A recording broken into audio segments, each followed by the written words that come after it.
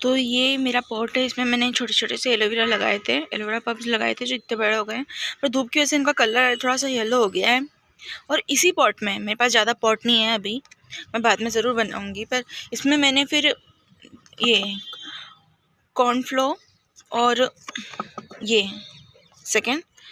ये गजानिया, मुझे थोड़ा सा प्रोनाउंसिएशन में थोड़ी दिक्कत है इसकी, ओके, पर